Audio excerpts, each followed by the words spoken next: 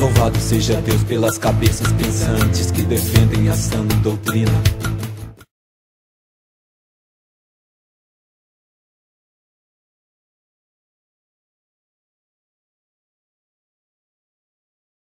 Eu quero que você abra comigo como base do nosso estudo o Evangelho escrito por João, uma palavra que você com certeza sabe de cor. Talvez não saiba o capítulo, o versículo, mas João, capítulo 14, versículo 6.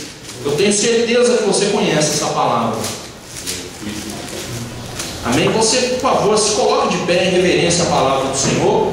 É apenas um único versículo da palavra de Deus, mas vai servir como base para todo o nosso estudo na noite de hoje, a respeito da nossa salvação. João 14, versículo 6. Disse-lhe Jesus: eu sou o caminho e a verdade e a vida.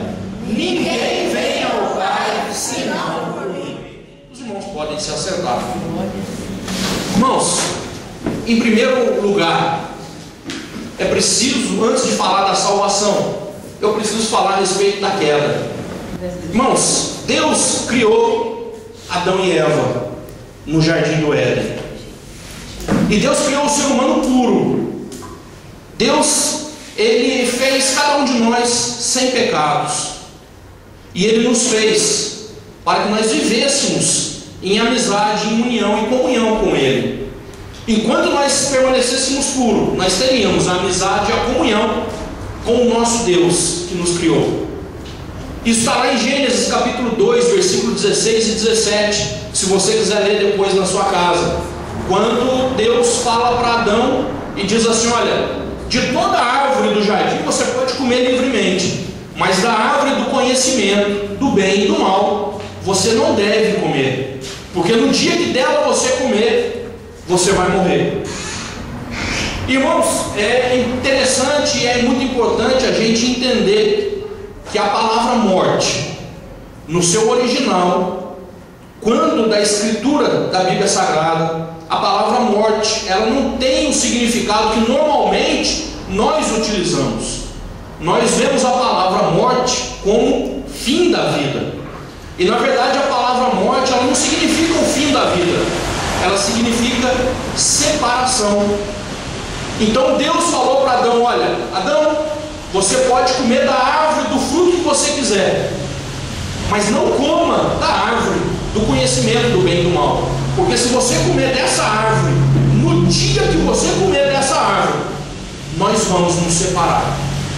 É isso que Deus falou para Adão, e é isso que Adão ensinou e transmitiu para sua mulher, a Eva: olha, não podemos comer do fruto dessa árvore, porque se comemos do fruto dessa árvore, o nosso Deus vai se separar de nós, nós vamos estar nos separando de Deus. E é exatamente o que aconteceu. Já foi dito aqui nessa noite, e você sabe que a palavra de Deus compara cada um de nós como sendo um vaso. E nessa noite eu quero usar um copo para simbolizar cada um de nós.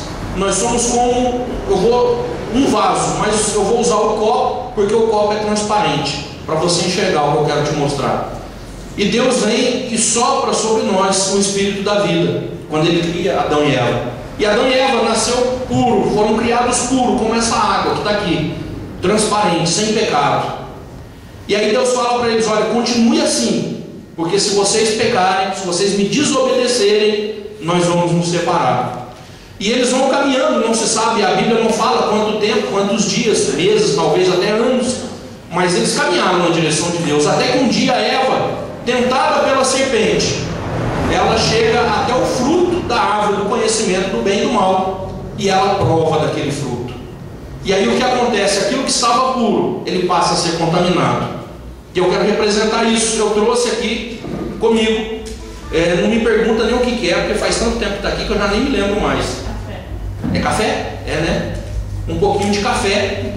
Não que café seja pecado, irmão, pelo amor de Deus, café não é pecado. Eu só vou usar porque café é escuro, você vai enxergar o que eu quero te mostrar. Amém? Então, Eva era pura, ela não tinha pecado. E aí um dia ela se alimenta da árvore do conhecimento do bem e do mal, que Deus havia falado para ela não se alimentar. E aí ela prova daquela árvore. E aí o que acontece? Aquilo que era puro passa a ficar impuro, passa a ficar contaminado. E ela fica manchada. Ela não tem mais aquela pureza. E ela chega até o seu marido Adão, e ela faz com que Adão prove também da árvore. E aí ele também fica contaminado. Acabou, eu trouxe pouco. Aqui não está dando muito para ver, mas contaminou também. Contaminou igual. Os dois ficaram contaminados. E aí, irmãos, o que acontece? Já faz favor, me ajuda aqui. Acho que não sei se está dando para ver. Ficou contaminado também, né? Mas aí o que acontece? Eles estavam os dois contaminados. Então, quando eles foram gerar os seus filhos, os filhos, traz mais para cá um pouquinho. O que acontece? A vida que estava neles passou para os filhos. Eles estavam com a vida contaminada. Então, como é que os filhos nasceram? Contaminados. Todos eles já nasceram contaminados. É por isso que a Bíblia Sagrada diz que todos nós pecamos, porque todos nós nascemos de Adão e Eva. Eles foram contaminados pelo pecado. Então, o pecado que contaminou a vida deles foi passado de geração em geração, através dos novos nascimentos. Cada um de nós que nascemos de um homem e de uma mulher, que veio de Adão e Eva, nós nascemos já com o pecado dentro de nós. Nós já nascemos contaminados. Então, é por isso que cada um de nós está em pecado. E aí eu quero que você abra comigo o livro de Romanos. Abra, por favor, Romanos capítulo 3, versículo 9 e versículo 12. Pois que somos nós mais excelentes? De maneira nenhuma, pois já dantes demonstramos que tanto judeus como gregos, todos estão debaixo do pecado. Como está escrito, não há um justo, nenhum sequer. Não há ninguém que entenda, não há ninguém que busque a Deus. Todos se extraviaram e juntamente se fizeram inúteis. Não há quem faça o bem, não há nenhum só. Amém. Então a Bíblia Sagrada nos mostra que todos nós pecamos, todos nós estamos debaixo da maldição de Deus. Por quê? Porque todos nós, como nesse exemplo que eu dei, fomos contaminados. Nós já nascemos com a nossa vida contaminada. E naquele dia em que Adão e Eva pecaram, Deus se afastou deles. Não porque Deus os abandonou, mas porque a atitude deles afastou eles da presença de Deus.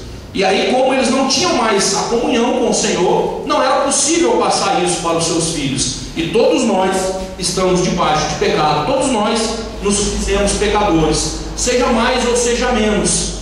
Irmãos, quando nós falamos de pecado, como já foi dito aqui, talvez o simples fato de eu e você deixarmos de evangelizar alguém, já estamos cometendo pecado, porque nós sabemos de uma palavra que pode livrar alguém do inferno, e nós deixamos de falar. E quando nós deixamos de fazer o bem, nós estamos cometendo pecado.